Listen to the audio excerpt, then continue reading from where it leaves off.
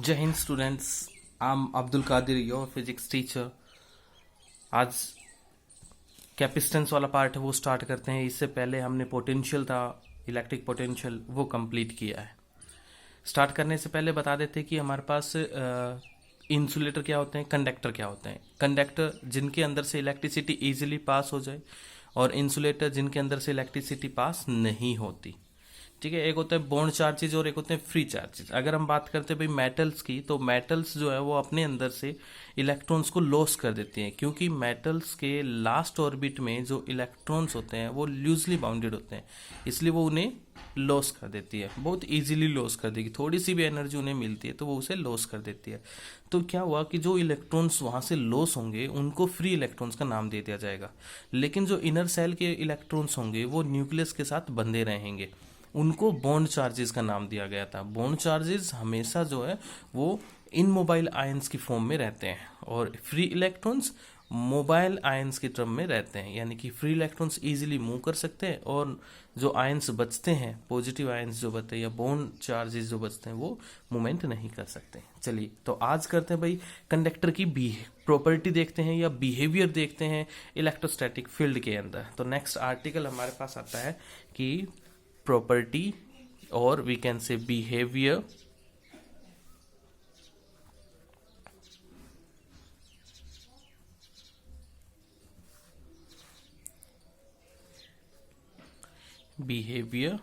of conductor, behavior of conductors in electrostatic field।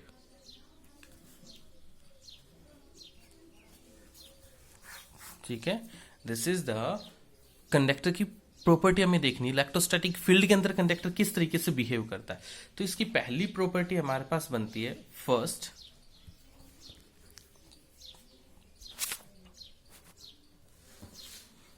पहली property देखते हैं या फर्स्ट बिहेवियर इसका देखते हैं। इलेक्ट्रोस्टैटिक फील्ड के अंदर अगर किसी कंडक्टर को रखते हैं तो उसके अंदर हमेशा जीरो चार्ज रहता है। ठीक है, क्या प्रॉपर्टी है?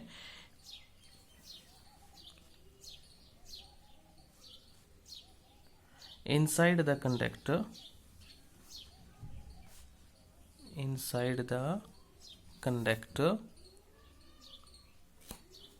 electric field is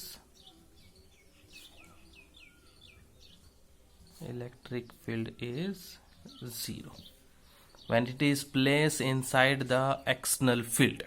जब इसे एक्सटर्नल फील्ड में रखेंगे तब। ठीक है, सो inside the conductor electric field is always zero.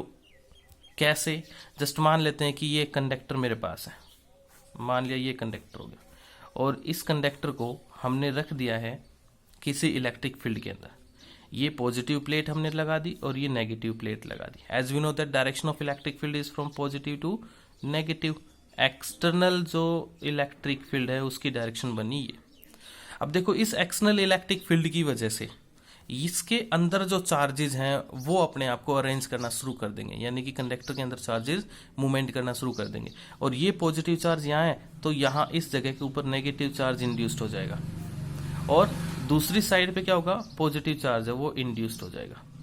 ये चार्ज सेपरेट तब तक होंगे जब तक कि इन दोनों के बीच में जो एक इलेक्ट्रिक फील्ड सेटअप होगा उसको मैं इंड्यूस्ड इलेक्ट्रिक फील्ड कह रहा हूं, या inside the conductor electric field कह रहे हैं। ठीक है, इलेक्ट्रिक फील्ड इनसाइड और इलेक्ट्रिक फील्ड एक्सटर्नल, राइट। तो इनसाइड में इलेक्ट्रिक फील्ड जो है वो जनरेट होना शुरू हो जाएगा, और चार्जेस एक दूसरे की जगह पे जाना स्टार्ट कर देंगे। सारे नेगेटिव चार्ज इधर आने शुरू हो जाएंगे, पॉजिटिव इधर आने शुरू होंगे। ये प्रोसेस जो कंडक्टर के अंदर चल रहा है, ये प्रोसेस तब तक चलता है जब तक कि एक्सटर्नल इलेक्ट्रिक फील्ड और इंटरनल इलेक्ट्रिक फील्ड बराबर नहीं हो जाते। As the electric field external is equal to electric field internal, जैसे ही दोनों बराबर होते हैं चार्ज का फ्लो होना बंद हो जाता है। ठीक है, कंडक्टर के अंदर फिर चार्ज फ्लो नहीं करेगा। अगर ऐसा है तो कंडक्टर के अंदर फिर दो इलेक्ट्रिक फील्ड काम करने लगे, एक तो एक्सटर्नल था ये और एक इंटरनल था ये, तो टोटल कितना हुआ electric field. The conductor is internal में एक्सटर्नल ये अप्लाई किया जा रहा था, और इंटरनल और इंड्यूस्ड ये हुआ था। ठीक है, एक्सटर्नल ये हमने अप्लाई किया था और ये इंटरनली इंड्यूस्ड हुआ था, तो इंड्यूस्ड ये हो गया, एक्सटर्नल ये हो गया, दोनों का अगर सम करेंगे तो कितना बनेगा, 0, because as we know that internal और external is equal, so the total electric field inside the conductor becomes 0, ये 0 के बराबर हो जाए। तो ये थी भी हमारे पास फर्स्ट प्रॉपर्टी। सेकेंड प्रॉपर्टी कहता है कि just outside the surface of the conductor electric field is always normal to the surface। ये चीज हम पहले भी पढ़ चुके कि electric field is perpendicular to the surface, electric field surface के परपेंडिकुलर होते हैं, ये चीज हम पहले भी पढ़ चुके हैं। ठीक है, अब इसका रीजन क्या देंगे, इसका प्रूफ क्या दे सकते हैं? इसके लिए प्रूफ हम ये कह सकते हैं कि सपोज कर लो electric field is not perpendicular to the surface. I think ये मैं पहले करवा चुका हूं कि सपोज कर लो ये कंडक्टर मेरे पास है और इलेक्ट्रिक फील्ड इसमें ये नॉट द परपेंडिकुलर सिचुएशन, तो इस इलेक्ट्रिक फील्ड के दो कंपोनेंट हमें मिलेंगे, एक ये और एक ये। There is a component which lie along the surface, ठीक है, that is also called the tangential component. ठीक है, तो एक टेंजेंशियल कंपोनेंट यहां बनेगा या एक ऐसा कंपोनेंट बनेगा which lie on the surface of the conductor, और इस इलेक्ट्रिक फील्ड की वजह से जो चार्ज है, चार्ज मोशन करना स्टार्ट कर देगा। ठीक है, motion in the charge is produced, किसकी वजह से? Due to this ET component. ठीक है, जो टेंजेंशियल इलेक्ट्रिक फील्ड आ रहा था, जो टेंजेंशियल कंपोनेंट बन रहा था, इसकी वजह से इलेक्ट्रिक फील्ड की वजह से चार्ज है वो मोशन में स्टार्ट हो जाएगा। अगर चार्ज मोशन में आ गया तो क्या बन गया? करंट बन जाएगा। इट मीन्स इलेक्ट्रिक फील्ड के अंदर हम अगर किसी कंडक्टर को रख देंगे तो वो तो करंट लगाने लग जाएगा, यानी कि फिर तो हमें फिर करंट इंड्यूस करने की जरूरत ही नहीं है, कंडक्टर को इलेक्ट्रिक फील्ड में रखो और करंट अपने आप पैदा हो गया। राइट, ऐसा नहीं होता है। In the static condition electric field जो चार्ज है वो मूवमेंट नहीं करता इनसाइड द इलेक्ट्रिक फील्ड। तो इसका मतलब क्या हुआ? ये इलेक्ट्रिक फील्ड नहीं हो सकता, तो इलेक्ट्रिक फील्ड कौन सा होगा? ये कंपोनेंट बनेगा। ठीक है, hence electric field is perpendicular to the surface. Are you getting my points? ठीक है, अगर इलेक्ट्रिक फील्ड सरफेस के परपेंडिकुलर नहीं है तो किस एंगल पे होगा? एंगल पे होगा तो कंपोनेंट होंगे दो, रेक्टेंगुलर कंपोनेंट। रेक्टेंगुलर कंपोनेंट में जो टेंजेंशियल कंपोनेंट बनेगा उसकी वजह से चार्ज मोशन में आ जाएगा, चार्ज मोशन में है तो करंट बन जाएगा, लेकिन करंट कभी कंडक्टर में बनता नहीं है इनसाइड द इलेक्ट्रिक फील्ड, इसलिए इलेक्ट्रिक फील्ड जो है वो सरफेस के हमेशा ये वाला कंपोनेंट ही बनता है, परपेंडिकुलर ही बनता है। उसके बाद आता है भाई थर्ड कहता है कि net charge in the interior of a conductor is always 0 and any excess charge residue at its surface. Inside the conductor, charge is 0.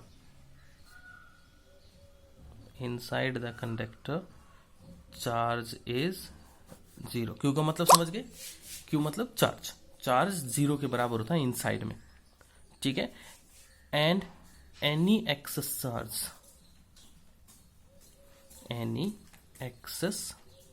charge will residue at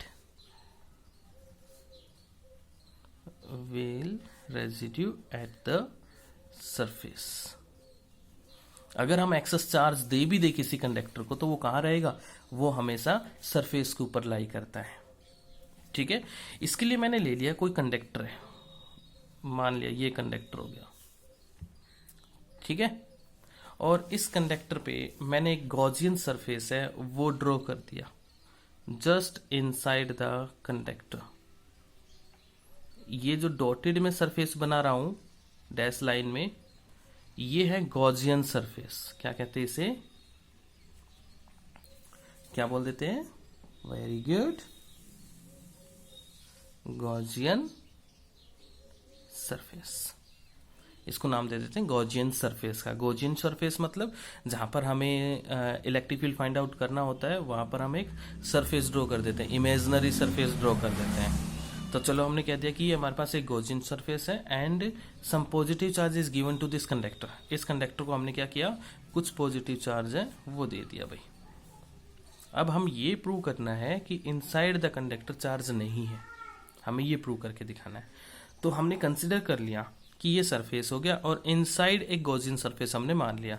जो गॉसियन सरफेस है वो सरफेस ऑफ कंडक्टर के inside में है, और यहाँ पर क्या होगा, इलेक्ट्रिक फील्ड जीरो होता है। जैसे कि हमने पहले पढ़ा, inside the conductor electric field is always zero, हमेशा जीरो के बराबर होता है। Then according to the Gauss theorem,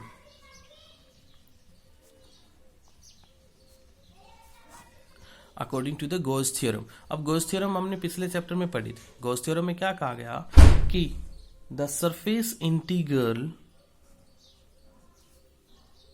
E dot d s over a close loop, E का मतलब इलेक्ट्रिक फील्ड, डी का मतलब एरिया, ठीक है। The surface integral over the close loop of the electric field, ठीक है।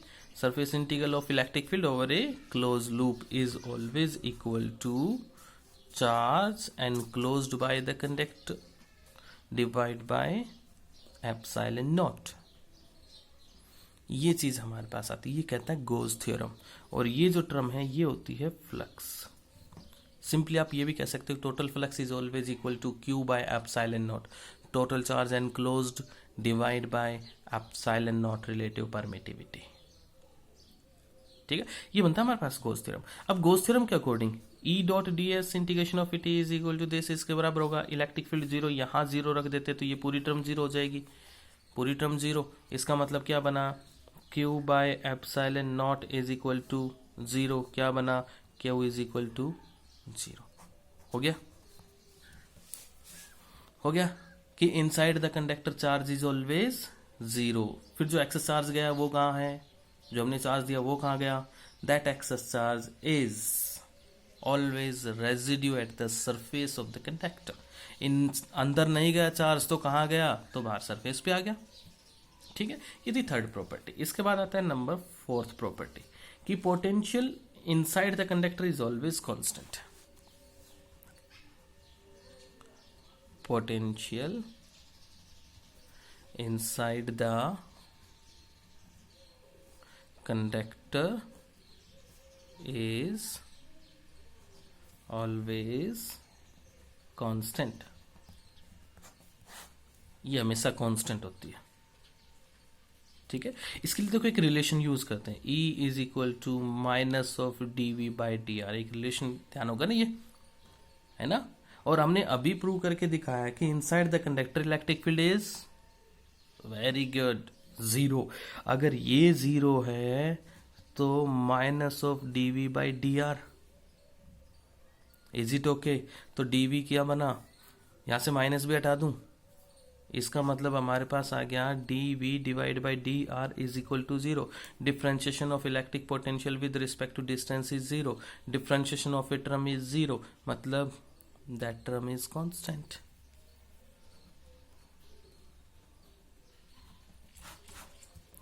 यही तो प्रूव करना था कि potential inside the conductor is always constant. Very good, बहुत अच्छे बच्चे हैं, बहुत इजीली और बहुत जल्दी से समझ जाते हैं। चलो अब चलते हैं आगे, next property number 5, fifth property. Fifth property कहता है कि electric field just outside the conductor, electric field just outside the conductor is sigma by epsilon naught। अब देखो सिग्मा की वैल्यू तो हमें पता ही, सिग्मा क्या होता है ये तो हमें पता ही। सिग्मा का मतलब है सरफेस चार्ज डेंसिटी, ठीक है, सरफेस चार्ज डेंसिटी। या भी ये भी कह सकते हैं कि electric field just outside the conductor is directly proportional to the surface charge density, या ये कह देते हैं। अब हमें प्रूव करके दिखाना है कि इलेक्ट्रिक फील्ड इंटेंसिटी इतना होगा जस्ट आउटसाइड द कंडक्टर, ठीक है। इसके लिए क्या किया हमने, एक सरफेस है वो कंसिडर कर लिया, let us consider a surface, और सरफेस को हमने कोई पर्टिकुलर शेप वगैरह है वो नहीं दी भाई। Let this is a conductor and imagine a cylinder is passed over a region, किसी एक रीजन से एक सिलेंडर हमने पास कर दिया, ये ठीक है, एक सिलेंडर हमने यहां से पास कर रखा है। अब देखो ये सिलेंडर आधा तो सरफेस के अंदर है और आधा सरफेस के बाहर है। जो सरफेस के अंदर है वहां तो इलेक्ट्रिक फील्ड है नहीं, inside this electric field is always zero.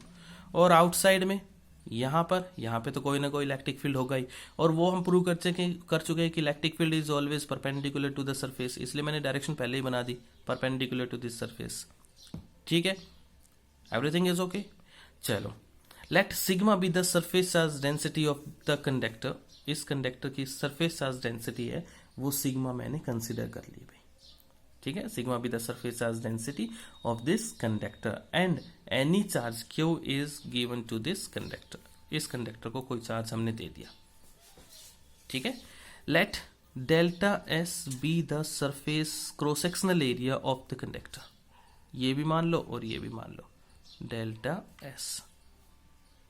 ठीक है, now the charge enclosed in the field is, charge enclosed in this cylinder is, इस सिलेंडर के अंदर चार्ज कितना एनक्लोज्ड है, बंद कितना चार्ज यहां पर है।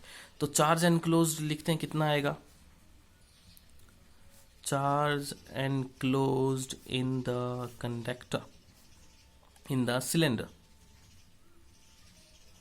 Charge enclosed in the cylinder, कितना चार्ज एनक्लोज्ड है सिलेंडर के अंदर, that is equal to, as we know that charge is equal to, very good, बताओ, in term of surface charge density, very good, charge is always equal to sigma into area enclosed। अब बात करते हैं इस cylinder के अंदर कितना charge है, तो अंदर चार्ज के लिए मुझे इसका एरिया चाहिएगा, जिस एरिया में सरफेस, जिस एरिया में चार्ज एनक्लोज्ड है वो है ये वाला एरिया, क्योंकि सिर्फ यहाँ चार्ज है, इस जगह पे चार्ज है। ठीक है, तो the area enclosed is delta S, surface charge density sigma, तो surface charge density multiply by area is equal to charge. तो यहाँ का चार्ज हमें पता चल गया कि charge Q is equal to this sigma into delta S, इसके बराबर आ जाएगा। ये बन गया हमारे पास चार्ज क्यू। नाउ अब क्या करें, चार्ज हमारे पास आ गया, now Gauss theorem, Gauss theorem apply करते। अब गॉस थ्योरम हमने अभी बताया क्या होता है गॉस थ्योरम। गॉस थ्योरम हमें बताते हैं अकॉर्डिंग टू गॉस थ्योरम,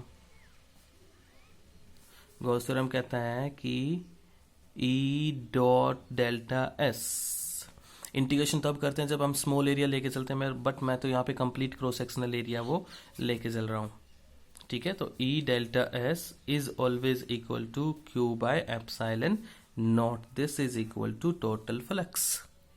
ठीक है, अब चार्ज क्यू कितना आया था, सिग्मा डेल्टा एस रख दू यहाँ पे, क्या बनेगा, E delta S is equal to sigma delta S divide by epsilon naught, delta S से delta S cancel, electric field कितना आ जाएगा, सिग्मा बाय एप्सिलॉन नॉट। ठीक है, ये रिलेशन हमारे पास बन जाएगा।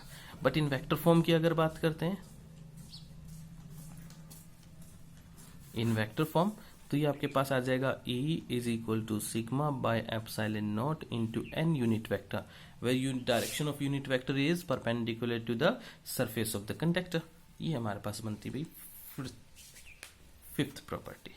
सिक्स प्रॉपर्टी में बोला गया electric field is zero in the cavity of a hollow charged conductor, electric field is zero in the cavity, in the cavity of a hollow charged conductor।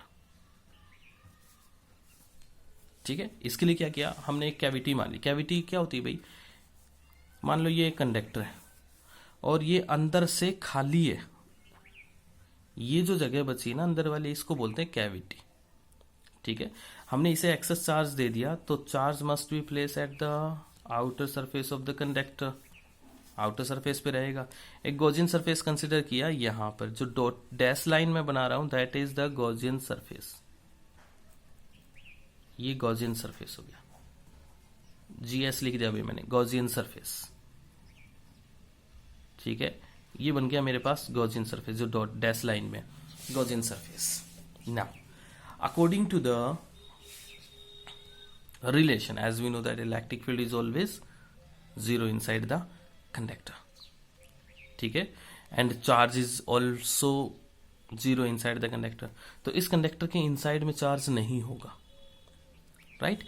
तो इस सरफेस के ऊपर जो मेटेलिक सरफेस यहाँ पे इस गॉसियन सरफेस के अंदर, उस जगह पे चार्ज क्या है, जीरो। चार्ज क्या है, जीरो के बराबर। अगर चार्ज जीरो है तो according to Gauss theorem that flux is equal to E into delta S is equal to Q by epsilon naught. अगर चार्ज जीरो है तो ई भी जीरो हो जाएगा। इस सरफेस तो जीरो नहीं है ना कोई वैल्यू तो होगी ना सरफेस एरिया की। So if Q is equal to zero then E is equal to zero. Electric field क्या हो गया, इनसाइड दिस इज जीरो। तो ये चीज हमें प्रूव करके दिखानी थी, ठीक है, कि electric field inside the cavity is always zero. इस जगह पे हमेशा इलेक्ट्रिक फील्ड जीरो होगा और पोटेंशियल कांस्टेंट रहेगा, ठीक है। तो ये थी भाई हमारे पास सिक्स्थ प्रॉपर्टी। इसके बाद आता है next, electrostatic shielding. Electrostatic shielding क्या कहता है? शिल्डिंग, पहले तो ये शिल्ड होता क्या है? शिल्ड का मतलब होता है टू प्रोटेक्ट, किसी चीज को प्रोटेक्ट करना है। और इलेक्ट्रोस्टैटिक शिल्डिंग में हमें किसे प्रोटेक्ट करना है और किससे करना है? हमें किसी भी मटेरियल को इलेक्ट्रिक फील्ड से प्रोटेक्ट करना है, तो इसको हम इलेक्ट्रोस्टैटिक शिल्डिंग का नाम दे देते हैं, ठीक है। तो इलेक्ट्रोस्टैटिक शिल्डिंग क्या है? It is the phenomena of making